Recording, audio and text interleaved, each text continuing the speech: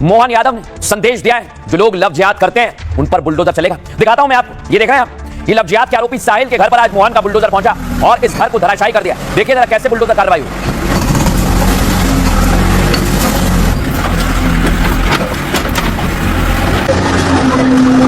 तो ये बुलडोजर कार्रवाई हुई है। ये लव जिहाद का आरोपी साहिल है और उसका घर जमींदोज कर दिया है। लेकिन इसके साथ एक और था जिसका नाम था साद। उसका घर आप देख रहे हैं मिट्टी में मिला दिया गया है और कहा गया है कि अगर कोई अपराध करेगा और अवैध रूप से निर्माण करेगा तो उस पर ऐसे ही एक्शन लिया जाएगा। घर को जमींदोज कर दिया है। मैं आपको एक और तस्वीर दिखाने वाला हूं। इनका एक और साथी है फरहान, उसके घर पर यह पोस्टर चस्पा कर दिया गया। जल्द ही इसका भी नंबर आएगा। इस घर को आप देख लीजिए। कहा जा रहा है कि फरहान के परिवार वालों ने पूरा घर खाली कर दिया है और किसी भी वक्त यहां पर बुलडोजर पहुंचेगा और ये बुलडोजर एक्शन, इसी नोटिस को आप देख रहे हैं, इसी के बाद जल्द ही लिया जाएगा। अगली तस्वीर आपको बताता हूं। ये आरोपी जो आपको दिख रहा है फरहान, साद और साहिल, इन पर लव जिहाद का आरोप लगाया। आप सोचिए, देखिए इनके चेहरे। ये बेटियों को अपने जाल में फंसाते और फिर लव जिहाद करते, अवैध रूप से धर्मांतरण कराते। लेकिन आज मैं आपको एक और तस्वीर दिखाने वाला हूं। कैसे आज ये जब आरोपी निकल रहे थे तो इनकी पिटाई कर दी। दिखाइए जरा फुल फ्रेम कैसे आरोपी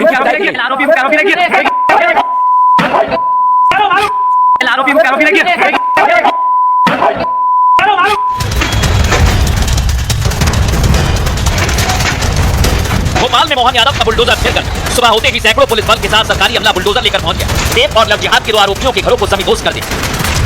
फरहान पे गंभीर आरोप लगे हैं। गंभीर आरोप दिखेंगे ना, अदालत ही देखेगा ना गंभीर आरोप। आप देखो गंभीर आरोप, आपने देखा कौन सा गंभीर आरोप है? बुलडोजर ने लव जिहादी साहिल और साद के घर का नामो निशान मिटा दिया। साहिल की मां के आंसू नहीं थम रहे। सवाल कर रही हैं, अगर गलती बच्चे ने की थी तो उसकी सजा परिवार को क्यों दी जा रही है?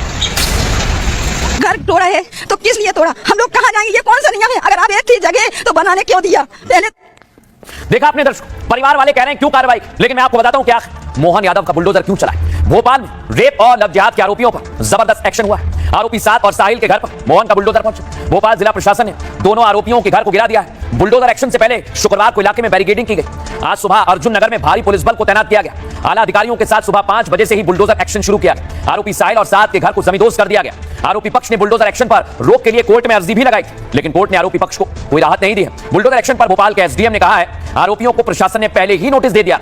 नोटिस की समय सीमा खत्म होने के बाद एक्शन लिया गया है। तीसरे आरोपी फरहान के घर पर भी जल्द बुलडोजर चलने वाला है। फरहान के परिवार ने पूरे घर को खाली कर दिया है। फरहान के परिवार ने भी कोर्ट में चुनौती दी है। बुलडोजर एक्शन को लेकर कोर्ट में सुनवाई होनी थी, लेकिन आज कोर्ट में सुनवाई नहीं हो पाई, जिसके बाद फरहान के घर कार्रवाई को स्थगित कर दिया गया है। यानी कार्रवाई जबरदस्त हो रही है। अब मैं आपको बताता हूं कि आला अधिकारी इसको लेकर क्या कह रहे हैं, सुनिए सर।